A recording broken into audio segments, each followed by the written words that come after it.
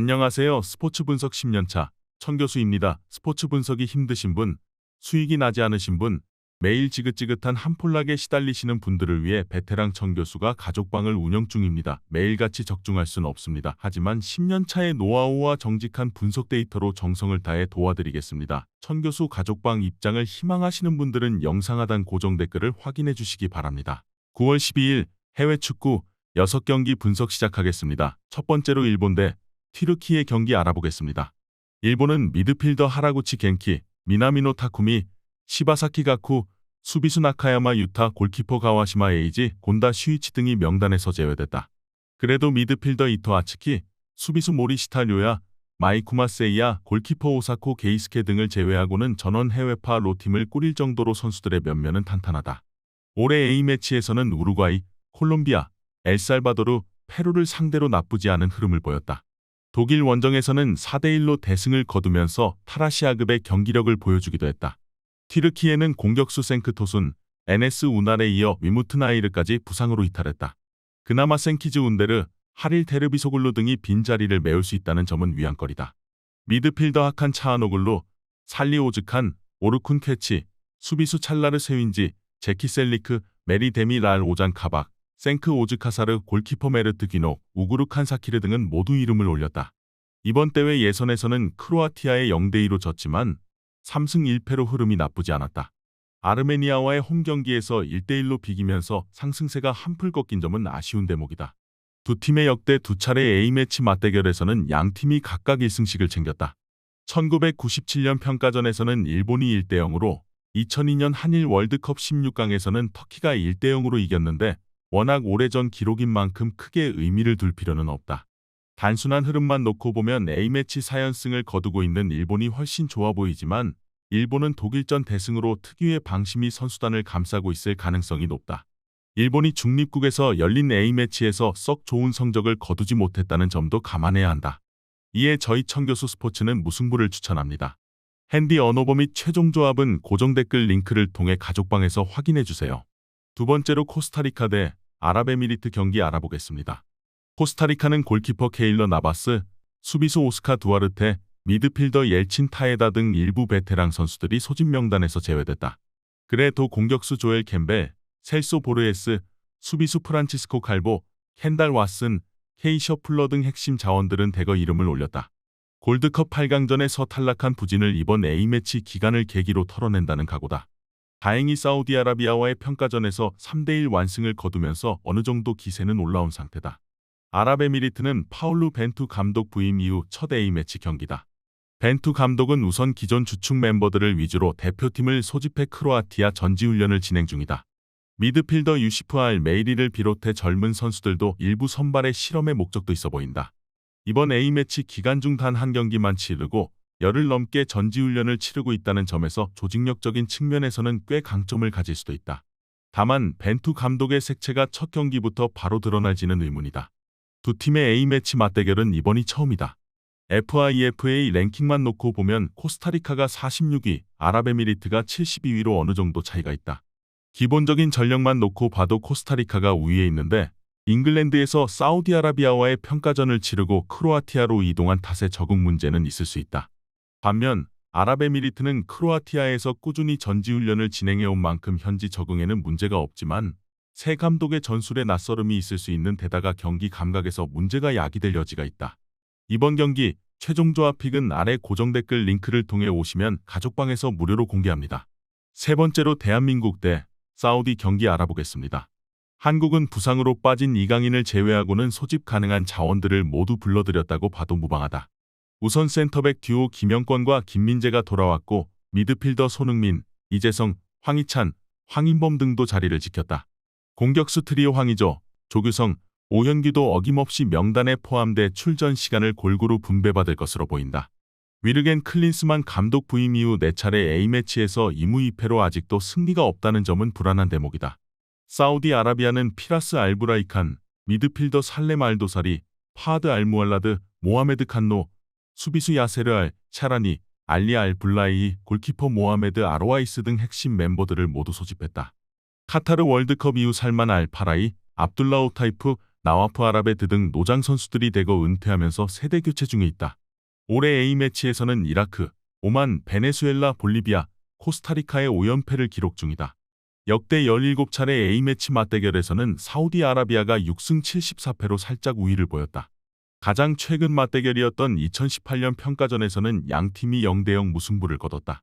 한국도 2007년 아시안컵 조별리그 1대1 무승부를 시작으로 사우디아라비아를 상대로 1승 3무로 무패를 이어오고 있다.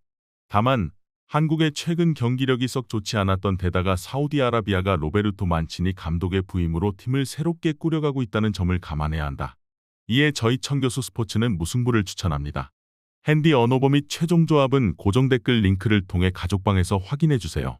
영상 잘 보셨나요? 나머지 경기들 보시기 전에 청교수 스포츠 조합 픽 받는 법 알려드리겠습니다. 앞서 말씀드렸다시피 핸디 언어버 최종 조합 픽은 가족방에서 매일 최신으로 공유 중입니다. 가족방 입장 원하시는 분들은 영상 하단 고정 댓글 확인해주세요. 나머지 영상도 재밌게 시청해주시고 유익한 정보 얻어가시기 바랍니다. 네 번째로 스코틀랜드 대 잉글랜드 경기 알아보겠습니다. 스코틀랜드는 6월 A매치 소집 명단 중 수비수 리암 쿠퍼, 그레그 테일러, 도미닉 히암, 로스 맥크로리 등 4명이 낙마했을 뿐 큰 변화가 없었다. 3명의 골키퍼 중 앙구스 건만이 4경기를 뛰었을 뿐 나머지 2명은 A매치 경력이 없다. 그래도 주장 앤드류 로버트슨을 비롯해 키에런 티어니, 스칸 맥케나, 잭 핸드리 등 수비진이 탄탄하고 미드필더 존 맥긴, 칼럼 맥그레고르, 스티워 암스트롱, 스칸 맥토미니, 공격수 라이안 크리스티, 린던 다이크 등이 모두 포함됐다. 키프러스 원정에서 3대0 완승을 거두면서 흐름이 좋다. 잉글랜드는 공격수 해리 케인, 마커스 레시포드, 부카요 사카, 필 포든, 미드필더 제임스 메디슨, 데클란 라이스, 주드 벨링엄, 수비수 카일 워커, 골키퍼 조던 픽포드 등 핵심 자원 상당수가 이름을 올렸다. 그러나 수비수 리스 제임스, 루크 쇼, 트렌트 알렉산더 아놀드, 미드필더 메이슨 마운트, 공격수 잭 그릴리시, 라임 스털링 등이 이탈했는데 특히 수비진의 출혈이 크다. 우크라이나와의 경기에서 1대1로 비기면서 다소와 쉬운 모습을 보였다. 최근 10차례 A매치 맞대결에서는 잉글랜드가 7승 2무 1패로 압도적 우위를 보였다. 가장 최근 맞대결이었던 2020 유로 조별리그에서는 양팀이 0대0으로 비겼다. 최근 스코틀랜드의 기세가 올라오고 있긴 하지만 두 팀의 역사적 상승 등을 감안하면 흐름과는 무관한 경기가 펼쳐질 가능성이 높다. 그러나 사우스게이트 감독 입장에서 모처럼 찾아온 평가전 기회의 전력을 쏟기보다는 비주전 선수들을 일부 투입해 경기력을 점검할 수도 있다. 이번 경기 최종 조합 픽은 아래 고정 댓글 링크를 통해 오시면 가족방에서 무료로 공개합니다. 다섯 번째로 스페인 대 키프로스 경기 알아보겠습니다.